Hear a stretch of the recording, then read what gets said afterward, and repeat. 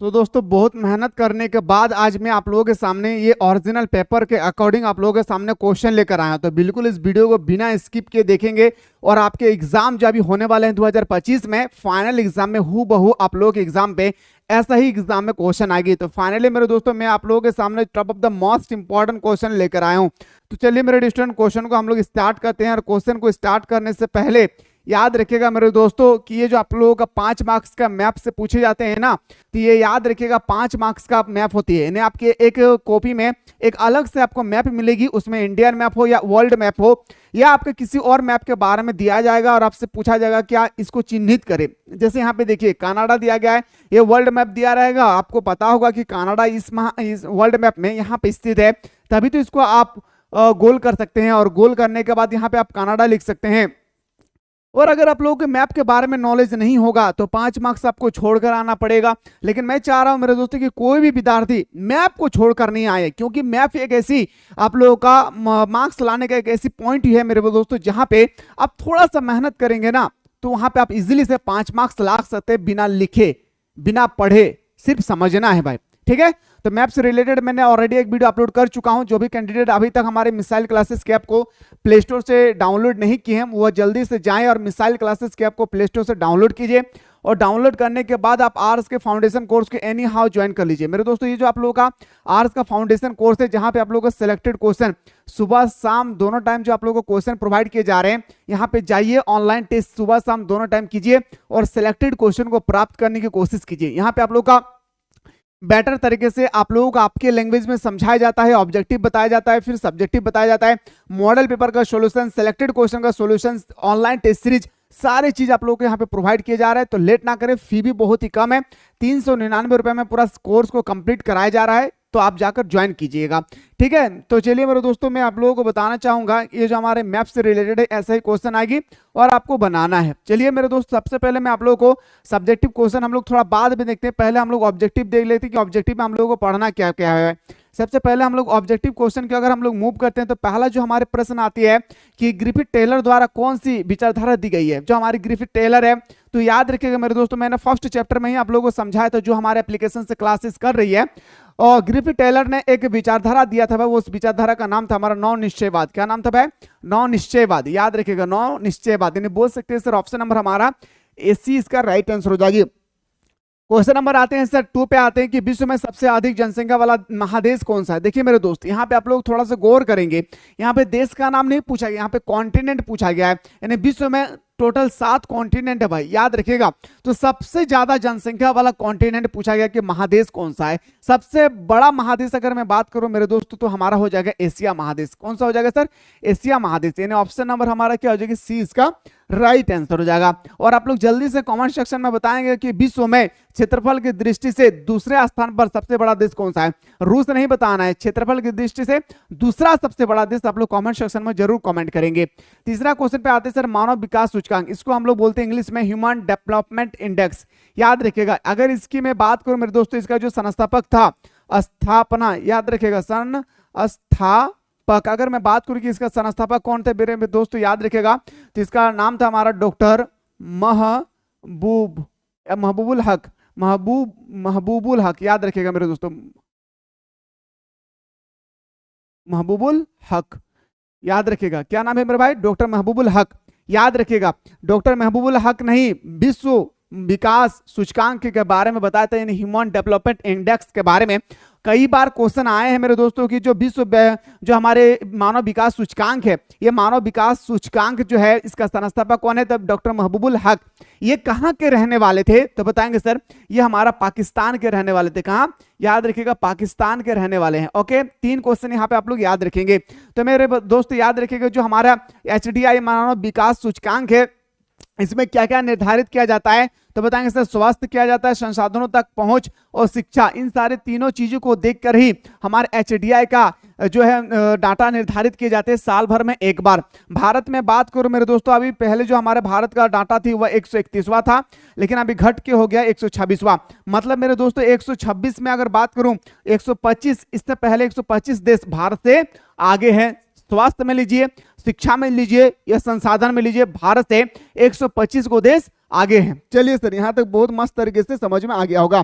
Question number आते हैं sir 4 पे, हमारा पूछा गया क्वेश्चन नंबर 4 में कि निम्नलिखित में से किस प्रकार की कृषि में खट्टे रसदार फल की कृषि की जाती है। उठाकर पेपर देखिएगा, क्या 2023 में यह क्वेश्चन पूछा गया था या नहीं।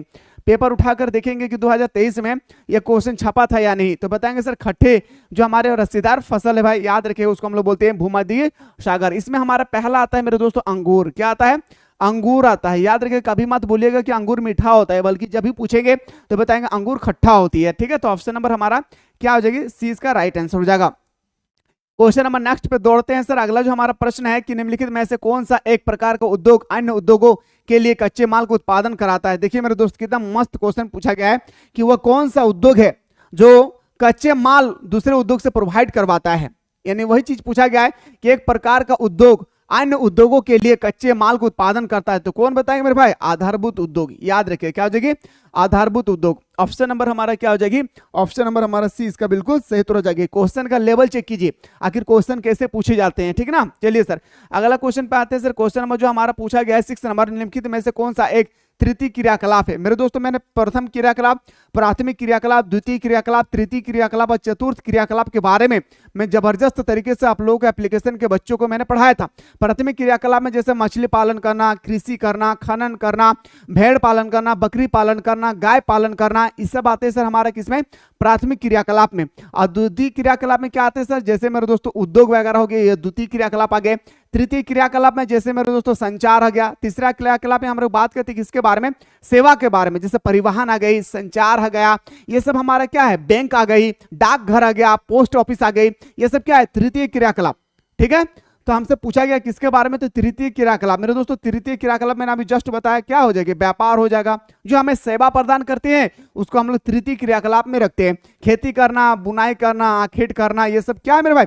तीनों हमारा याद रखिएगा प्राथमिक क्रियाकलाप है। स्किप कीजिएगा, जीवन में कुछ सीख नहीं पाएंगे। याद रखिएगा, बिना स्किप किए वीडियो को देखने की कोशिश कीजिएगा। ठीक है, चलिए सर अगले क्वेश्चन पे आते हैं। एग्जाम बहुत करीब आ चुकी है, ध्यान से पढ़ाई कीजिए, नहीं तो फिर इस साल जितना कैंडिडेट फेल हुए हैं ना, इससे भी ज्यादा इस बार फेल हो गए, क्योंकि आप लोगों का एग्जाम पैटर्न बिल्कुल चेंज हो चुकी है। ठीक है ना।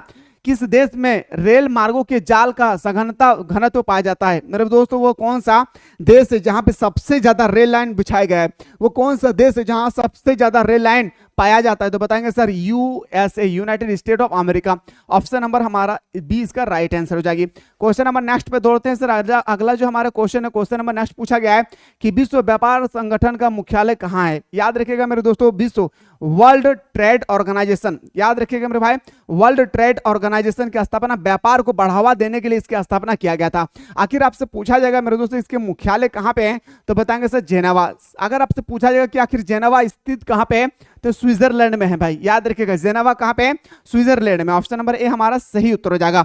आते हैं सर अगला जो क्वेश्चन हमारा क्वेश्चन नंबर 9 पूछा गया है, निम्नलिखित आर्थिक क्रियाओं में कौन सा ग्रामीण आदिवासी से संबंधित है? ग्रामीण से याद रखिएगा, जैसे मैंने आप लोगों को बताया था कि प्राथमिक क्रियाकलाप ग्रामीण इलाके से संबंधित रखते हैं, द्वितीय क्रियाकलाप जो हमारे नगर से शहर से संबंधित होती है, तृतीय क्रियाकलाप गांव और शहर मिला करके हमें बनाते हैं। तो मेरे दोस्तों, मैंने आप लोगों को बताया था कि ग्रामीण आदिवासी के लिए पूछा जाएगा था प्राथमिक क्रियाकलाप। इसी में मछली पालन किया जाता है, इसी में कृषि किया जाता है, इसी में खनन किए जाते हैं। क्वेश्चन नंबर नेक्स्ट पे दौड़ते हैं सर। जो क्वेश्चन नंबर हमारा 10 पूछा गया है, क्वेश्चन नंबर 10 पूछा गया है कि निम्नलिखित में से कौन सा धार्मिक नगर है भाई? इसमें से आपको बताना है कि जमशेदपुर, वाराणसी, राउरकेला या भिलाई। धार्मिक नगर मतलब एक धार्मिक स्थल होती है ना, तो धार्मिक नगर पूछे गए, तो बताएंगे सर वाराणसी। याद रखिएगा मेरे दोस्तों, ये तो मैं टेलर दे रहा हूं, पूरा मूवी देखना चाहते हैं तो प्ले स्टोर से एनी हाउ आप लोग मिसाइल क्लासेस के आपको डाउनलोड कीजिए, और डाउनलोड करने के बाद आर्ट्स के फाउंडेशन कोर्स को जरूर ज्वाइन कीजिएगा। आप आर्ट्स के फाउंडेशन कोर्स को एनी हाउ आप लोग ज्वाइन कीजिए। याद रखिएगा, इस कोर्स का इतना ज्यादा फैसिलिटी है, अगर आपको देखना है तो कंटेंट में जाके आप डेमो देख सकते हैं आखिर कैसे यहाँ पे पढ़ाया जाता है। सुबह शाम दोनों टाइम यहाँ पे ऑनलाइन क्लासेस चलती है।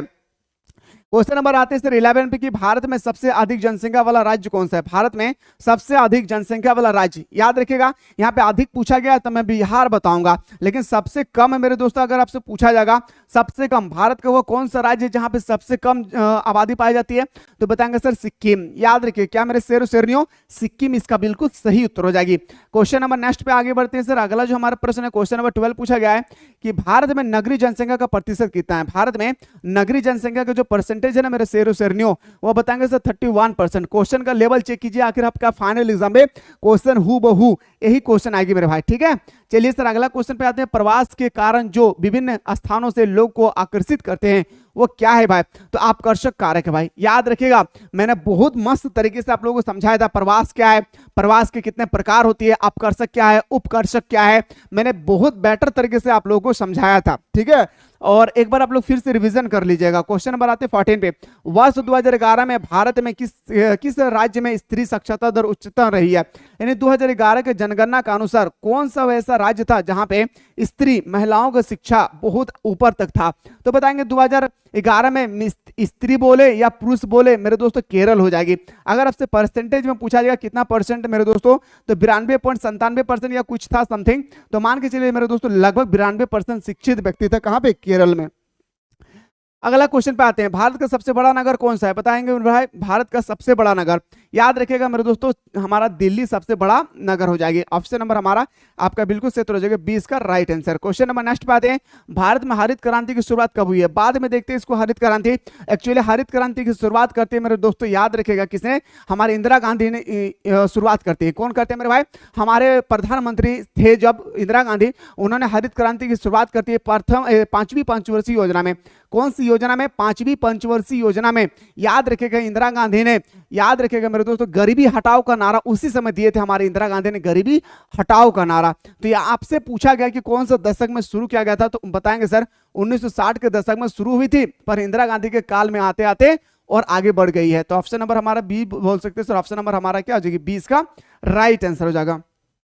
क्वेश्चन नंबर आते हैं 17 निम्नलिखित में से कौन सी रोपण फसल नहीं है। देखिए मेरे भाई रोपण फसल हमेशा लिक्विड पदार्थ के रूप में होती है। क्या होती है मेरे भाई, रोपण फसल हमेशा लिक्विड पदार्थ में होती है। देखिए रबड़ बह जाएगी, लिक्विड पदार्थ है। कॉफी जो हम लोग पीते हैं भाई ये भी तो लिक्विड पदार्थ है। चाय भी एक लिक्विड पदार्थ है, लेकिन मक्का लिक्विड पदार्थ नहीं है। तो ऑप्शन नंबर क्या हो जाएगी मेरे दोस्तों, डी इसका राइट आंसर हो जाएगी। मैं एक वीडियो लेकर आऊंगा मेरे दोस्तों जहां पे मैं खरीफ फसल, रबी फसल, जायद फसल, नकदी फसल, रोपण फसल के बारे में पूरा डिटेल्स में बात करूंगा मेरे दोस्त, क्योंकि आपके एग्जाम पे 3 क्वेश्चन आती है इन फसलों से, 3 क्वेश्चन आती है। अगर आप लोग चाहते हैं कि हाँ सर होना चाहिए क्लास, तो आप लोग जल्दी से कॉमेंट सेक्शन में कॉमेंट कराना भूलेगा, और डिस्क्रिप्शन बॉक्स में एक व्हाट्सएप ग्रुप का लिंक पड़ा हुआ है, उस व्हाट्सएप ग्रुप को एनी हाउ ज्वाइन कर लीजिएगा। क्वेश्चन नंबर आते हैं 18, भारत की 2 अत्यधिक प्रदूषित नदी कौन सी है भाई। भारत में सबसे बड़ा नदी, सबसे लंबा नदी पूछा जाएगा तो गंगा नदी, सबसे बड़ा नदी ब्रह्मपुत्र नदी। लेकिन मेरे दोस्तों यहाँ पे एक बात आती है कि गंदी नदी पूछा गया आपसे, तो बताएंगे सर गंगा और यमुना। अगर दोनों में से एक कोई ऑप्शन रहे तो यमुना लगा दीजिएगा। पहले गंगा था मेरे दोस्तों, अभी यमुना नदी सबसे प्रदूषित नदी हो चुकी है हमारे भारत में। ओके, ये सब नॉलेज रखिएगा, आगे बहुत काम मिलेगा आपको, ठीक है। हल्दिया तेल शोध कारखाना अवस्थित है भाई। हल्दिया कहाँ स्थित है, मैं एक बार यहाँ पे गया था मेरे दोस्तों, पश्चिम बंगाल में है। याद रखिएगा हावड़ा से 170 किलोमीटर आगे है सर, याद रखिएगा हल्दिया। अगला क्वेश्चन पे आते हैं। क्वेश्चन नंबर जो हमारा नेक्स्ट है 20 नंबर, झरिया क्षेत्र किसके लिए प्रसिद्ध है। झरिया जो हमारे भाई हम लोग का झारखंड, प्यारा सा झारखंड, झारखंड किसके लिए प्रसिद्ध है भाई, कोयले के लिए प्रसिद्ध है, वो भी खास करके धनबाद डिस्ट्रिक्ट में झरिया। ऑप्शन नंबर हमारा बिल्कुल सही तो हो जाएगी क्या, ए इसका राइट आंसर हो जाएगा। चलिए शेरों शेरनियों अगला क्वेश्चन पे आते हैं। अभी तो मैं आप लोगों को टेलर दे रहा हूँ, मूवी देखना चाहते हैं तो बिल्कुल आप लोग मूवी देख सकते हैं। मूवी के लिए आपको टिकट कटाना पड़ेगा।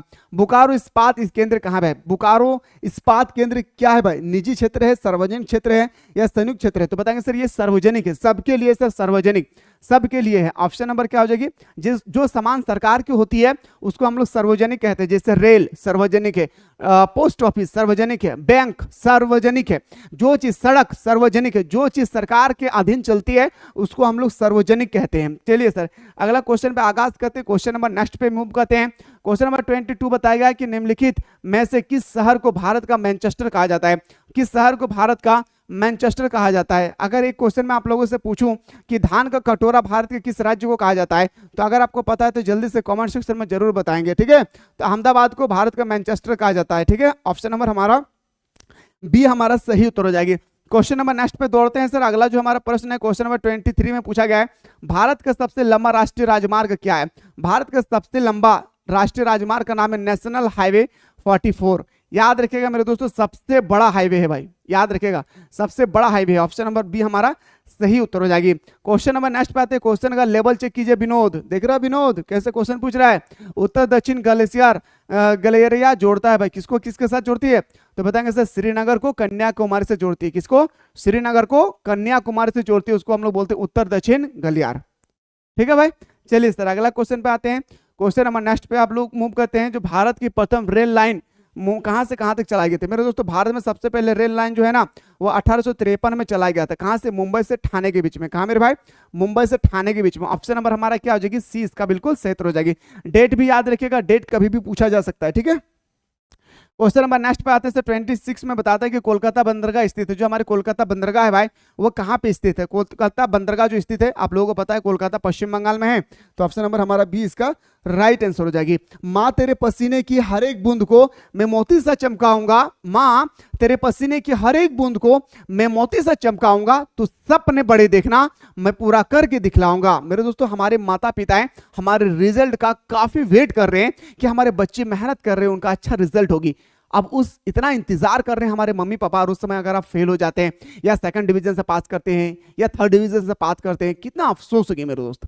इसलिए जो मेरे दोस्तों अभी सर झुकाकर पढ़ लेते हैं, वादा करता हूं मेरे दोस्त एक समय आएगी जब आपका गांव पे सबसे ऊंचा सर आपका होगा। इसलिए सर झुका कर अभी चुपचाप से चुकुमुकु बैठकर घर में बैठकर पढ़िए, क्योंकि ये समय अगर गुजर जाएगी तो फिर लौट कर आपके जीवन पे आने वाला नहीं है। बहुत आएगी दोस्त, बहुत आएगी मेरे दोस्तों यार, बहुत सारे आएंगे गर्लफ्रेंड, बहुत सारे आएंगे बॉयफ्रेंड। अगर आपके अंदर में जज्बा कुछ नहीं है तो फिर जीवन में कोई आपके पास नहीं आएगी, वो आके भी आपके साथ छोड़कर चले जाएंगे। ठीक है, इसलिए मेरे दोस्तों अपने आप को सबसे पहले काबिल बनाइए, सारे लोग आपका पास खुद ब खुद आ जाएंगे। धरावरी बस्ती कहाँ स्थित है भाई? तो बताएंगे सर ये मुंबई में स्थित है, याद रखिएगा मेरे दोस्त। ठीक है, झुग्गी झोपड़ी, ऑप्शन नंबर ए हमारा सही उत्तर हो जाएगा। क्वेश्चन नंबर नेक्स्ट पे आते हैं सर। हमारा जो क्वेश्चन नंबर 28 है, पूछा गया कि निम्नलिखित में से कौन सा अम्ल वर्षा का एक कारक है भाई? अम्ल वर्षा का जो कारक है ना, वायु प्रदूषण के कारण होती है अम्ल वर्षा। वायु प्रदूषण के कारण ही होता है हमारा अम्ल वर्षा। क्वेश्चन नंबर नेक्स्ट पे आते हैं सर 29 हमसे पूछा गया है कि बताइए थोड़ा सा जियोग्राफिया जनरलिस पुस्तक किसने लिखा है? मेरे भाई जियोग्राफी में बहुत सारे पुस्तक लिखे गए हैं, कुछ कुछ पुस्तक जो सबसे इंपॉर्टेंट है उसको ध्यान रखना है। ठीक है ना, तो जियोग्राफिया जो हमारे पुस्तक है जेनेरेसिस, तो ये लिखने वाला व्यक्ति था भाई, याद रखिए वोरेनियस। क्या हो जाएगा? वोरेनियस। ऑप्शन नंबर हमारा 20 का सही उत्तर हो जाएगा। अगला क्वेश्चन पे आते, क्वेश्चन नंबर नेक्स्ट पे आते हैं सर 30 में बताया गया निम्नलिखित में से जनसंख्या वितरण को प्रभावित करने वाला कारक कौन सी है? तो जनसंख्या को प्रभावित करने वाले यानी जनसंख्या के वितरण को प्रभावित करने वाले ये क्वेश्चन तो सबसे पहले फिक्स कीजिए, आपके एग्जाम पे 5 मार्क्स का छपेगा। ये क्वेश्चन आपके एग्जाम में हर हाल में 5 मार्क्स का आएगा आएगा आएगा। ठीक है, तो इसको याद रखेगा। निम्नलिखित में से जनसंख्या वितरण का प्रभावित करने वाले कारक है वायु, जल की उपलब्धता और मृदा। ऑप्शन नंबर हमारे क्या हो जाएगी? डी इसका राइट आंसर हो जाएगा।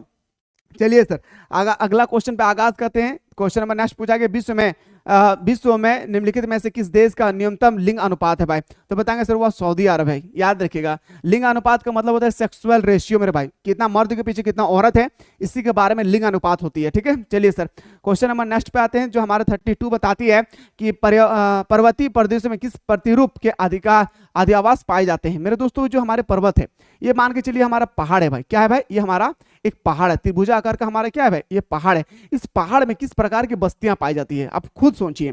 तो बताएंगे सर ये पहाड़ बस्ती में ना, यहाँ पे इस पहाड़ में बिल्कुल मेरे दोस्तों सीढ़ी नुमा पाई जाएगी। क्या पाई जाएगी मेरे भाई? बिल्कुल सीढ़ी नुमा पाई जाएगी। क्या पाई जाएगी? बिल्कुल सीढ़ी नुमा पाई जाएगी। तो बोल सकते हैं सर ऑप्शन नंबर हमारा क्या हो जाएगी? हमारा बिल्कुल सही उत्तर हो जाएगा क्या? तो बी। अगर आपसे पूछा जाएगा कि नदी में कैसे पाया जाता है भाई, तो नदी में बताएंगे सर आयताकार। क्या पाया जाता है मेरे भाई? सरल रेखीय, सरल रेखीय पाई जाती है। ठीक है, चलिए अगला क्वेश्चन पे आगाज करते हैं सर। बुशमैन प्रजाति समूह कहाँ पाए जाते हैं? जो बुशमैन जाति है भाई ये एक्चुअली कहाँ पाए जाते हैं? तो बुशमैन जाति जो होती है ना वो हमारा अफ्रीका में पाया जाता है। कहाँ पे मेरे भाई? अफ्रीका में पाए जाते हैं। ठीक है, मैं फिर से एक बार रिमाइंडर कराना चाह रहा हूँ कि जो भी कैंडिडेट अभी तक आप लोग मिसाइल क्लासेस के ऐप को प्ले स्टोर से डाउनलोड नहीं किए हैं, जल्दी से मिसाइल क्लासेस के ऐप को प्ले स्टोर से डाउनलोड कीजिए और इस आर्ट्स के फाउंडेशन कोर्स को आप लोग ज्वाइन कीजिए। एनी हाउ आप ट्यूशन पढ़ रहे, कोचिंग कर रहे, कुछ भी कर रहे हैं आप, इस कोर्स को एनी हाउ आप लोग ज्वाइन कीजिए, क्योंकि यहाँ पे एग्जाम के अकॉर्डिंग आप लोगों को सिलेक्टेड क्वेश्चन प्रोवाइड किए जा रहे हैं। तो लेट ना करें, जाएं ज्वाइन कीजिए। और सुबह शाम दोनों टाइम यहाँ पे ऑनलाइन क्लास होती है। क्या मेरे भाई, यहाँ पे दोनों टाइम, सुबह शाम दोनों टाइम यहाँ पे ऑनलाइन क्लासेस होती है। ऑनलाइन क्लासेस का आनंद लीजिए और मेरे दोस्तों सिलेक्टेड क्वेश्चन को प्राप्त कीजिए और आप लोग अपनी कॉपी पे नोट डाउन करने की कोशिश कीजिए। क्वेश्चन नंबर आते हैं 34, दामोदर घाटी परियोजना स्थित है भाई। ये दामोदर घाटी परियोजना कहाँ पे स्थित है मेरे दोस्तों, बताएंगे सर ये झारखंड में। कहाँ पे, झारखंड में। ऑप्शन नंबर हमारा 20 का राइट आंसर हो जाएगी। क्वेश्चन नंबर नेक्स्ट पे आते हैं सर 35, बताएगा बिटुमिनस किस खनिज का प्रकार है। जो हमारे बिटुमिनस है ना भाई, कोयला का सुने ना, लिग्नाइट, एंथ्रोसाइट, सबसे अच्छे कोयले का उच्चतम स्रोत है भाई एंथ्रोसाइट। ठीक इसी तरह से बिटुमिनस जो हमारे होती है वो किसका, कोयला का है भाई, कोयला का ही एक प्रकार है। कौन, तो बताएंगे सर हमारा बिटुमिनस का एक अयस्क है भाई। तो ऑप्शन नंबर हमारा क्या हो जाएगी सर, ऑप्शन नंबर हमारा बिल्कुल सही तो हो जाएगा, सी इज द करेक्ट आंसर। सो दोस्तों मुझे पूरा उम्मीद है कि आप लोगों को क्लास अच्छी तरह से समझ में आ गया होगा। बाकी आप शुरू से लेकर अगर अंत तक देखें ईमानदारी पूर्वक, कैसा फील हुई है आप लोग कमेंट सेक्शन में जरूर कमेंट कीजिए, क्योंकि मैं कमेंट सेक्शन का वेट करता हूं। मिलते हैं इसी तरह से नेक्स्ट वीडियो में।